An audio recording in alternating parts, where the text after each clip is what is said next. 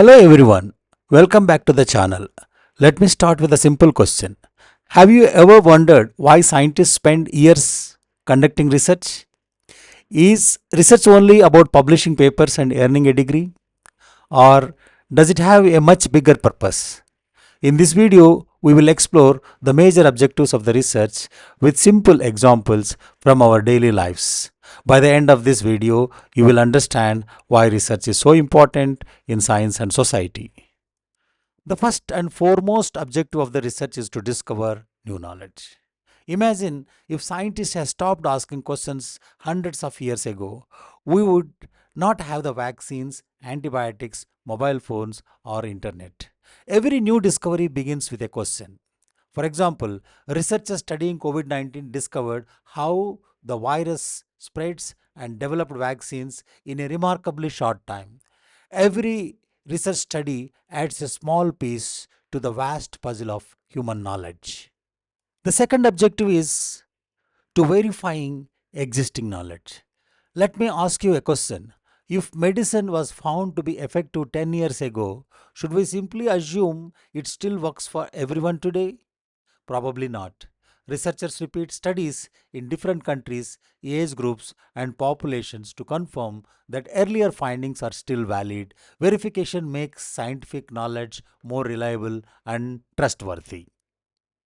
Another important objective is to describe phenomena. Sometimes researchers simply want to understand what is happening without trying to explain why. For example, a zoologist may study the migration patterns of the bird, or a public health researcher may estimate the number of people affected by diabetes in a particular state. Such studies provide valuable information that serves as a foundation for the future research. Research also aims to explain relationship between variables. For example, does regular exercise improve heart health? Does increased screen time affect the quality of sleep? Here, exercise and health are screen time and sleep are variables. Research helps to understand whether these variables are related and how strongly they influence one another. Closely related to this is another objective to establish cause and effect relationships. This is more challenging than simply finding an association. Let me give you an example. Ice cream sales and drowning incidents both increase during the summer. Does eating ice cream cause drowning? Of course not. The real reason is hot weather, which increases both ice cream consumption and swimming activities. Good research carefully distinguishes between correlation and causation before drawing conclusions. Research studies begin with a hypothesis, which is an educated prediction. Suppose a scientist believes that a new fertilizer increases crop yield. This idea is the hypothesis. The researchers then conduct experiments, collect data, and analyze the results to determine whether the hypothesis is correct. In science, we do not accept or reject ideas based on opinion, we rely on evidences. Research also helps to develop or refine theories.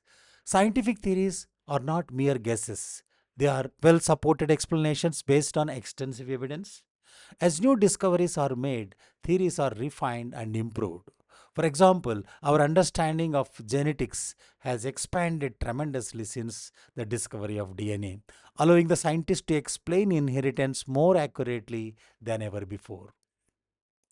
Another major objective is to solve practical problems. Think about the challenges we face every day: water pollution, traffic congestion, crop diseases, climate change, or emerging infections. Applied research focuses on finding practical solutions to these real world problems. For example, agriculture researchers develop drought resistant crop varieties, while medical researchers work on better treatments for the diseases.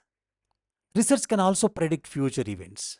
Have you ever noticed how weather forecasts are often accurate several days in advance? Meteorologists use years of research and historical data to predict future weather conditions. Similarly, researchers can predict the disease outbreaks, population growth, or even environmental changes, helping the governments and organizations to prepare in advance. Another important objective is to evaluate existing programs or policies. Imagine a government launches a nutrition program for school children. How do we know if it is actually improving the children's health? Researchers collect data before and after the program, compare the results, and evaluate whether the program has achieved its objectives. Such evaluations help improve public health policies and ensures that the resources are used effectively. Research also supports decision making. Doctors use research evidence to select the most effective treatments for the patients. Governments rely on research before introducing the new laws or the public health programs.